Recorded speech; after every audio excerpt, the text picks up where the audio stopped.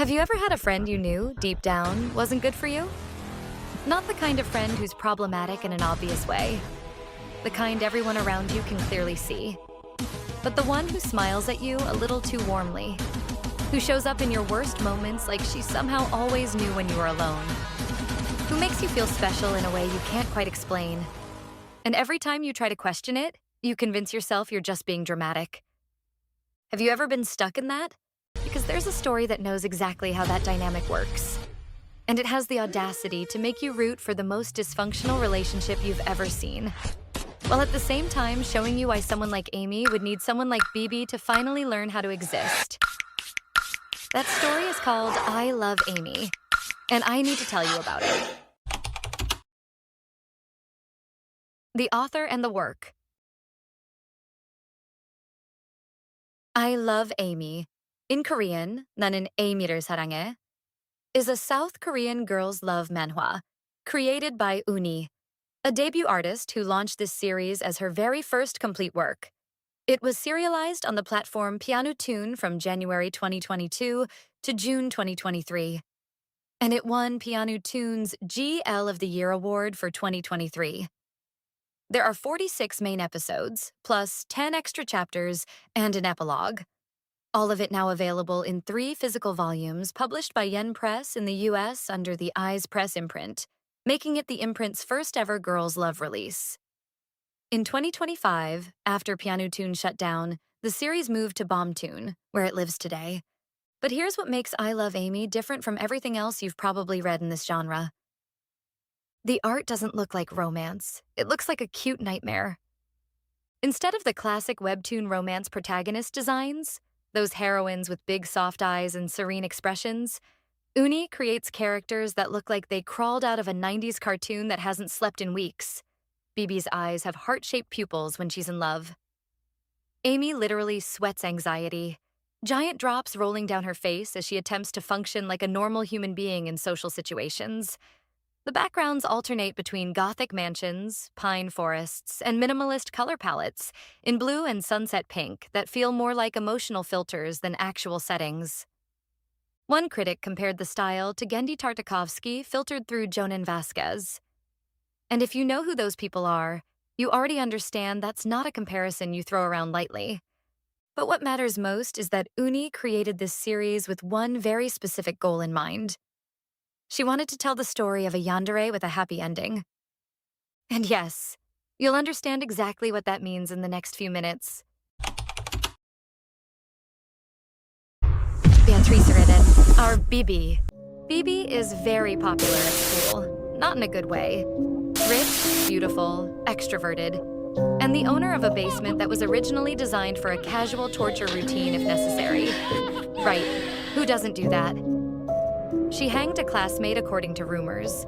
She also killed her own dog because she misread a message from her uncle. And in her bedroom, right next to the bed where she sleeps every night, there is a jar, a preserving jar, containing the rabbit she had as a child. The rabbit that died. The rabbit she decided could not be allowed to leave. She sleeps next to it. Every night. In the little jar. Let me repeat that slowly. Bibi. Preserved. The rabbit.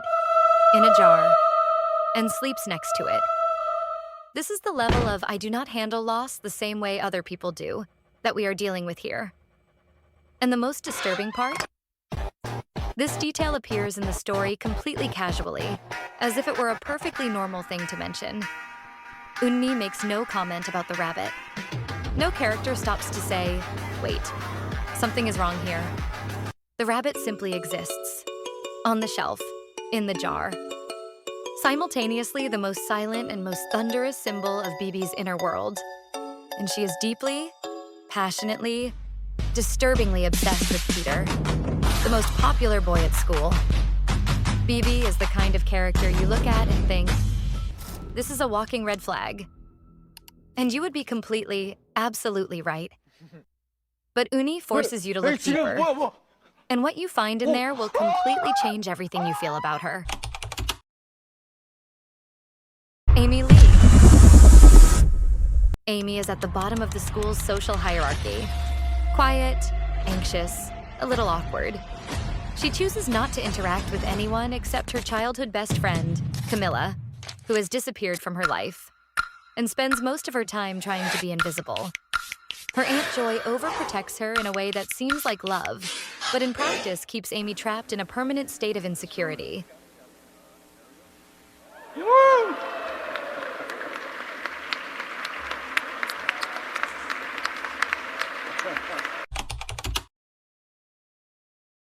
CAMILLA Connor, tall, intimidating, and possessed by an affection for Amy so intense it's practically suffocating. CAMILLA is the first to clock just how dangerous Bibi really is. And honestly, she's not wrong. She's on a desperate mission to save Amy, fueled by a lifelong bond that runs deeper than just childhood friends. Or is there something more lurking beneath the surface? The way she handles these spiraling emotions is about to tie a knot in the story that nobody can undo. Then we have Peter Dales, the golden boy and mutual friend to both girls. He's the school's oblivious prince, serving as the emotional MacGuffin of this entire mess without having a single clue. But let's be real, we're here for the Yuri drama. Get ready, because this psychological deep dive is going to get you hooked, and you won't be able to stop until the very last second.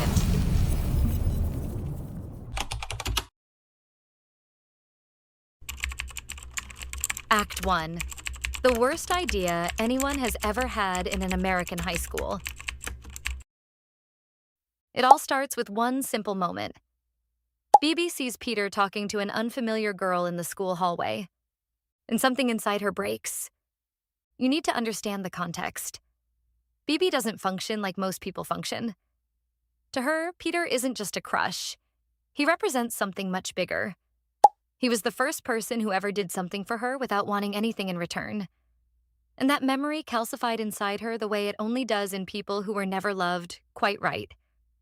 So when she sees that girl standing next to him in the hallway, Bibi doesn't think, oh, what a coincidence.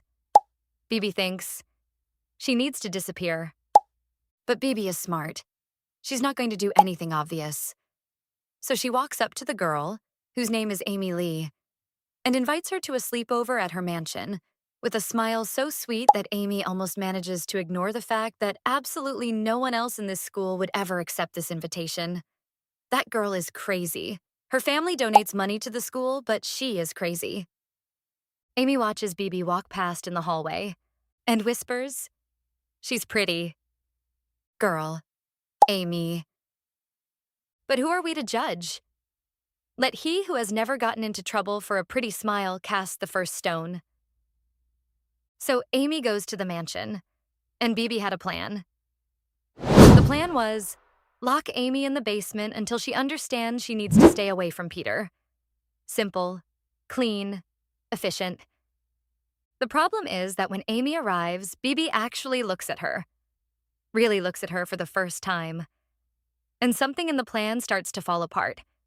The two of them play board games, watch horror movies, eat pizza. Amy thanks Bibi for the night in a way so genuine, so completely unguarded that Bibi can't understand what she's feeling. At some point during the night, Amy probably notices the rabbit.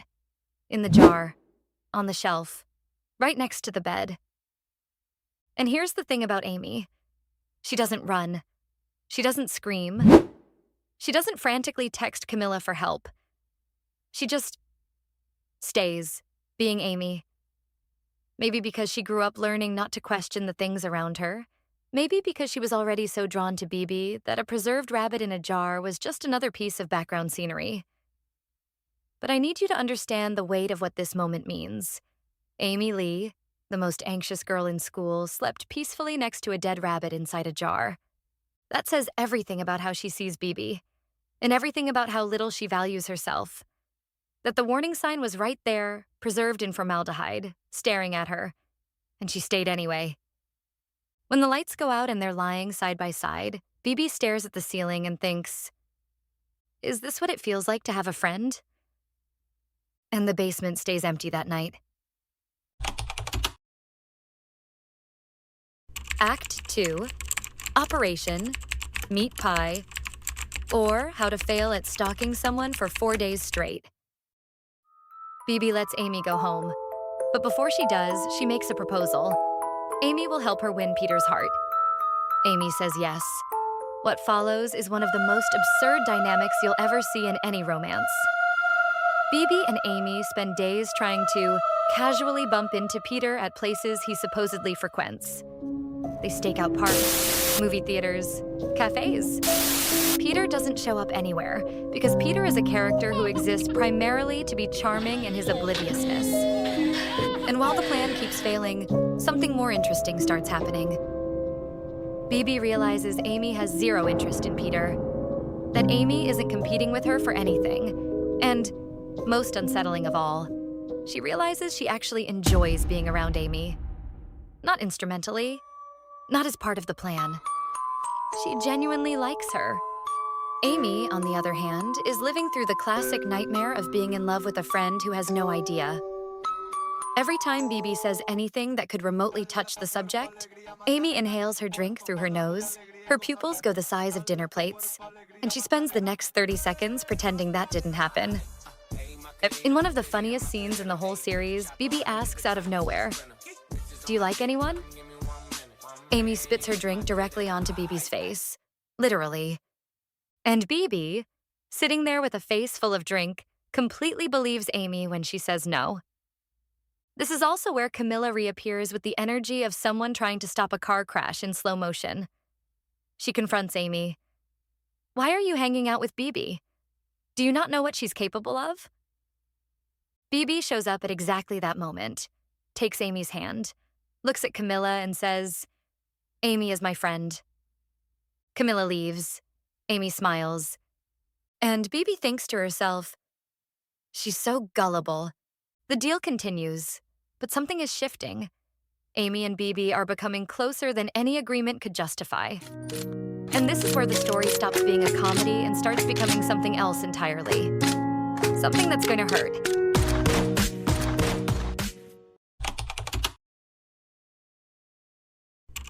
Act 3. The tragic date, the almost kiss, and the basement incident. The plan to get closer to Peter was supposed to be foolproof, right? Wrong. We end up in a double date from hell, with Amy playing the ultimate third wheel.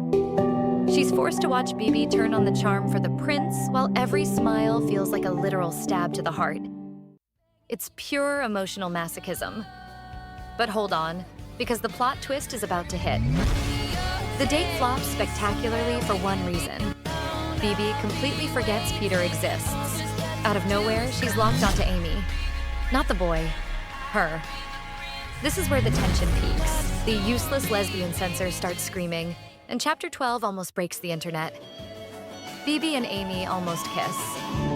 Everything was there. The tension, the breath, the total meltdown. But the author, who clearly has no mercy, decides it's the perfect time to drop Amy's trauma into the mix. Amy pulls away, Bibi freezes, and they're both stuck in that "what the hell just happened?" limbo. And how does Bibi react to these brand new feelings? In the most stable way possible. By locking Amy in the basement. Seriously, she throws the girl in the mansion's basement just to buy herself some time to process why her heart is doing backflips. Now, before you try to cancel her, listen. She's not a soap opera villain, she's just dysfunctional. She never learned to love without it being an aggressive conquest. In her world, if you don't grab what you want, nobody hands it to you on a silver platter. Amy doesn't stay a basement waifu for long. Bibi lets her out pretty quick. Phew. But that almost kiss is still hanging there like a fanfic that almost came true. They drift apart, and Bibi enters a mood so foul even she can't explain it. She's being unbearable because Amy's absence actually hurts. Finally, the two brain cells make contact. She's caught feelings. Bad. And once Bibi finally accepts her own obsession, bestie, the game changes forever. I'm not gay. Are you sure? So, it's an all-girl party. Super sure. Action,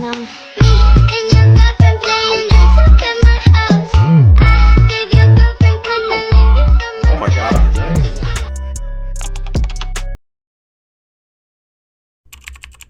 Act 4. the meltdown and the epiphany.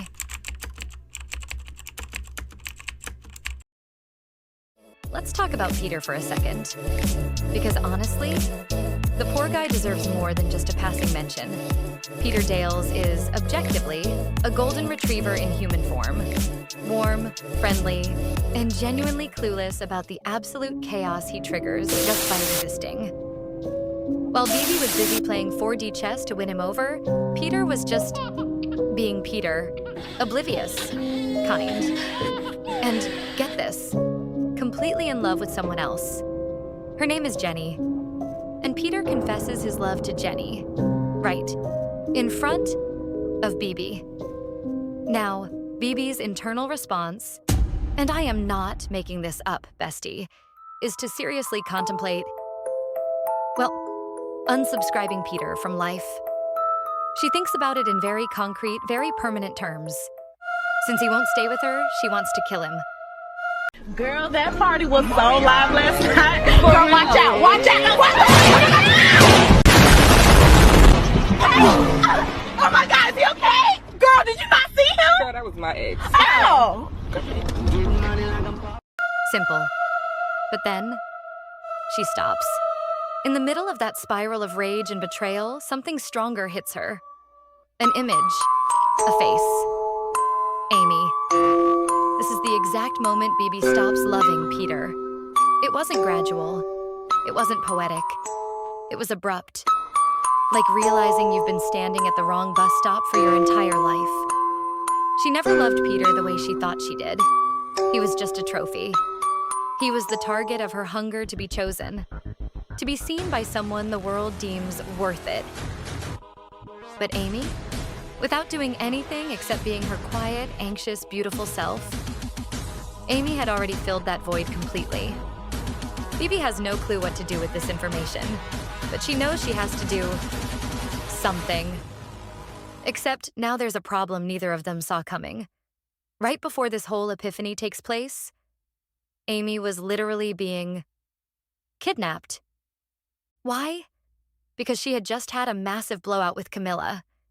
You see, CAMILLA was trying to separate Amy and Bibi for, well, pretty obvious red flag reasons. But CAMILLA's friends? They are absolutely delusional. They decided to abduct Amy in a desperate attempt to force a reconciliation. Yeah.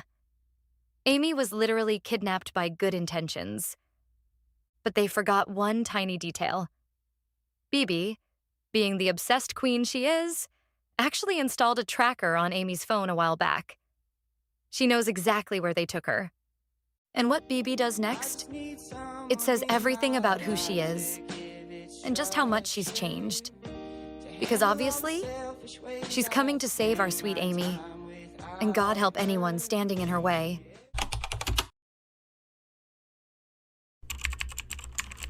A-Seat 5, The Scars They Hide.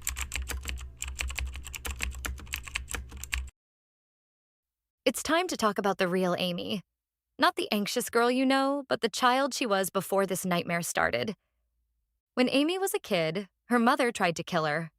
Not a metaphor. She locked Amy in a car in the blistering heat and just walked away.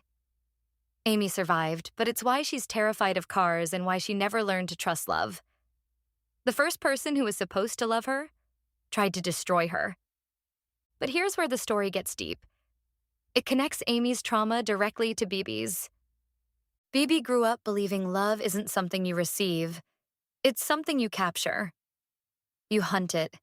You trap it. Because if you don't, you'll be hungry forever. Remember that creepy preserved rabbit in the jar? That wasn't just Bibi being weird. That rabbit was the first thing she had that couldn't leave her. Her logic isn't grief. It's, I don't let the things I love go away. She doesn't know the difference between holding on and destroying, between caring and trapping. The rabbit is the map to Bibi's broken soul. Amy and Bibi are just two different kinds of abandoned children who found each other in the dark. The question isn't if they're good for each other. The question is, can they build something neither of them has ever actually seen? Amy has to decide. Does she keep trying to disappear? or does she finally choose herself?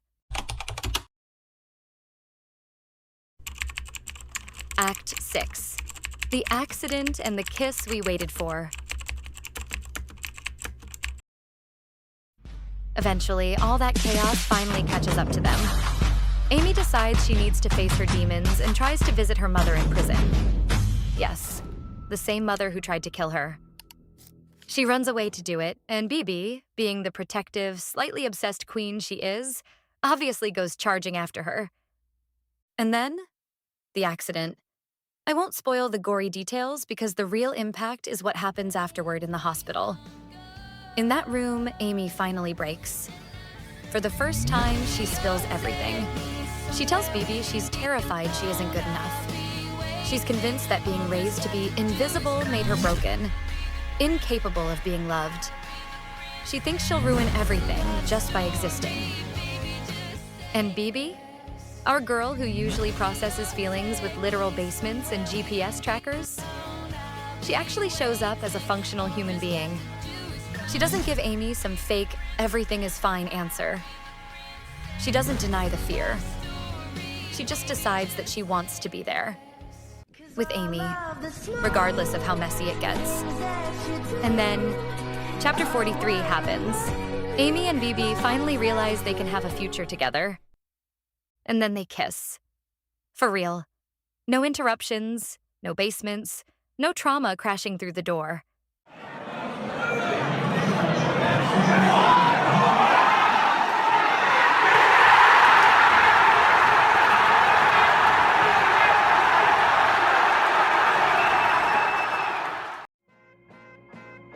Just two girls finally figuring it out in a moment that feels like breathing for the first time. It took us 43 chapters of absolute psychological madness to get here. But bestie, trust me, it was worth every single second.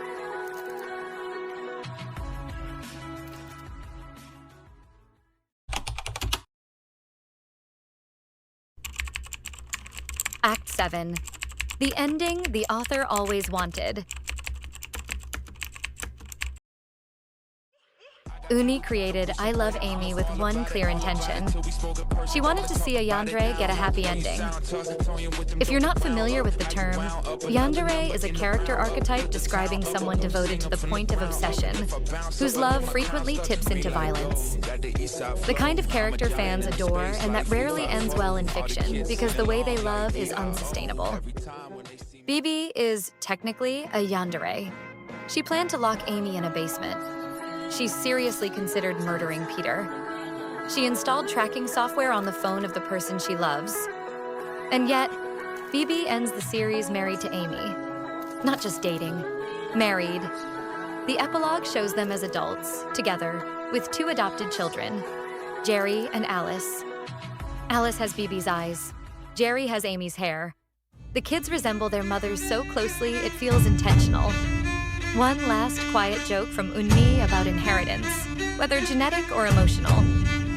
The series ends the same way it begins, with Bibi desperately wanting something. Except this time, she already has it, and she knows she does.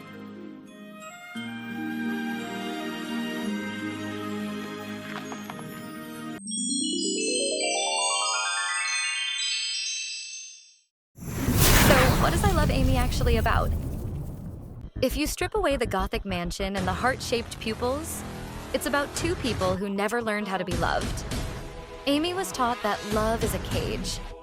Bibi was taught that love is a hunt.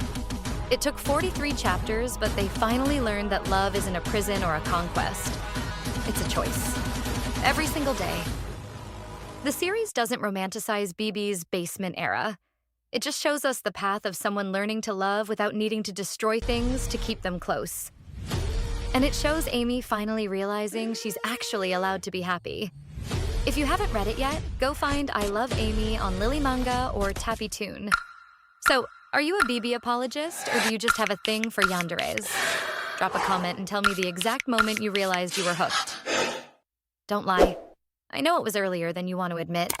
Subscribe for more toxic but we love them recaps, and I'll see you in the next one. Bye.